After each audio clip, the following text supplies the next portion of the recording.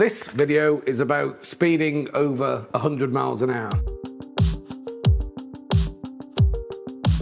If you're watching this video, you might have been caught speeding over 100 miles an hour. Hopefully you're not watching this video thinking about doing it and what the consequences might be. But let's have a chat about what might happen if you are caught speeding at over 100 miles an hour. Now, in the first instance, there's a couple of ways in which you might be detected driving at such speeds. One of the very common ways is by automatic camera equipment.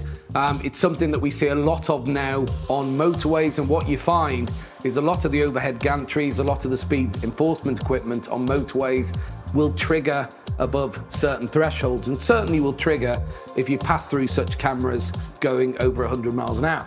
So if that happens, you're likely to receive a notice through your door from the police, a notice of intended prosecution, a request for driver information, asking if you were the driver. Now, in the normal sense, and it's something if you contact us we could discuss further, you would identify yourself as the driver, and then ultimately at those kind of speeds you're going to be summoned to court. The other way you might be detected speeding over 100 miles an hour is the old-fashioned way. If you have the misfortune to be driving along and a police officer is following you, doing what you call a follow check, and he identifies your speed as over 100 miles an hour. Now, there are various other ways and means of enforcement that the police can use in terms of laser detection equipment, in terms of time distance devices, often known as VASCAR, but fundamentally it's one of two ways. It's either you go through a speed camera or you are detected by a police officer using what are called manned equipment. As I say, if you're detected doing those kind of speeds, if the offence is identified, ultimately, if you're identified as the driver, then you are going to be taken to court. Sadly, those kind of speeds are far too fast to receive any form of speed awareness course. They are far too fast for any fixed penalty notice for 3 points and £100. So if you find yourself in this situation, you are going to end up standing up before a magistrate's court, and ultimately they're going to be considering disqualifying you from driving. Now, I say that you're going to be considered for disqualification from driving because when the magistrates sentence speeding offences, they use what we call the magistrate's court sentencing guidelines. Now, these guidelines guide the court on the sentence to impose dependent upon the speed you're travelling at. So as an example, if you're on the motorway and the speed limit's 70 miles per hour, if you're doing between 71 and 90 miles per hour, the guidance would be to give you 3 points and a small fine. If you're doing 91 to 100 miles an hour, the guidance would be to either disqualify you between 7 and 28 days or give you 4 to 6 penalty points and a slightly bigger fine. And then when we get into our big boy offences, 101 miles an hour and above in a 70, the court are told to disqualify between 7 and 56 days or endorse 6 penalty points and an even bigger fine.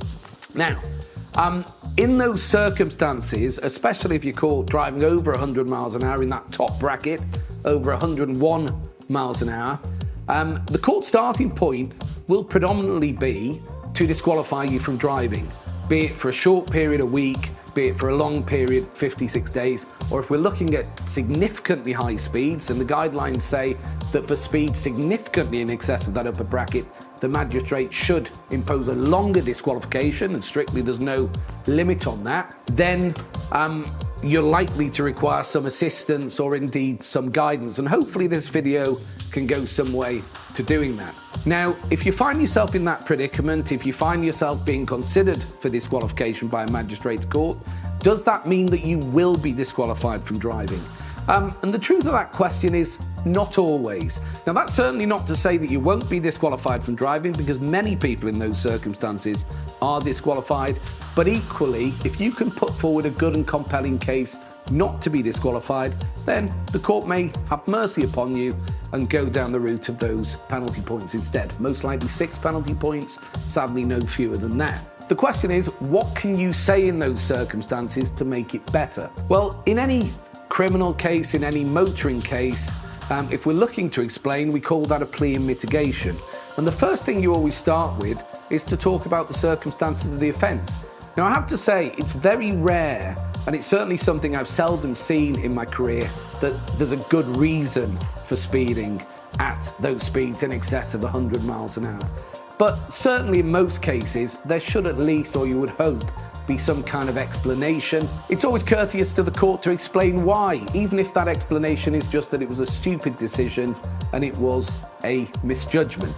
Now, one of the things you'd also point out to the court are there any aggravating features? How busy was the road at the time? What time of day was it? What were the driving conditions? Was it wet? Was it dry? Was it sunny? Was it cloudy? Whatever it may be, those are all factors that the court will take into account. Now, the other thing that the court will take into account is the proportionality of any sentence that might be imposed. What will a disqualification mean for you? What will a disqualification mean for the person before them? Now, of course, if you're someone who doesn't work, you might be retired, whatever it may be, the impact of disqualification might be significantly less, and therefore it won't be that compelling to ask the court not to disqualify you. For other people, it might be that your livelihood depends upon driving. And in those cases, there's more likely to be a compelling argument that would need to be evidenced before the court not to disqualify you, or certainly to consider not disqualifying you or giving you a lesser length of disqualification. But of course, it doesn't have to stop with employment and finances and things of that nature. It could be that you have complex personal circumstances, complex family circumstances, that you have family members that rely on your ability to drive. And again, these are things that the court can take account of when we come to issues of proportionality. Now, the long and short of it is that these cases vary dramatically from one another.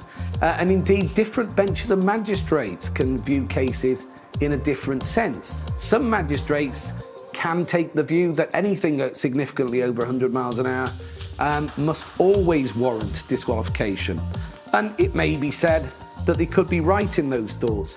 Other magistrates might be a little bit more merciful, they might be a little bit more lenient, and they might consider all of these factors as to how you will be affected.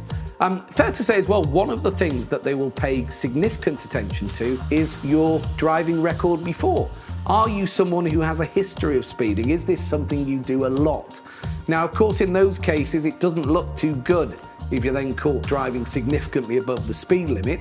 But in a case where you haven't done such a thing before, that there's no significant high speeds, or indeed you've got no offences at all, that will again be a compelling argument, or certainly a good argument for the court to consider not disqualifying you from driving.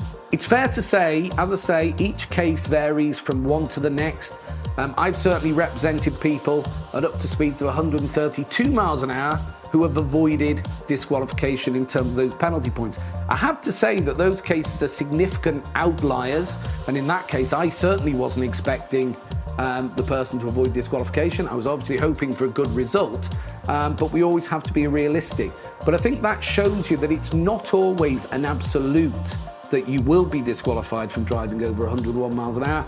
And if you can put a strong argument to the court, if you can give good reasons, if you can give good explanations as to the consequences upon you, you might find that the court has mercy upon you.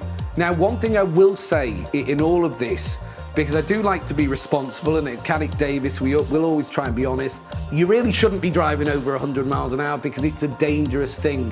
But if something does happen, if you do have questions about any of this arising, then of course you're open to contact us. Indeed, you're open to contact any lawyers and have that conversation and educate yourself about what the consequences may be, what you might be looking at.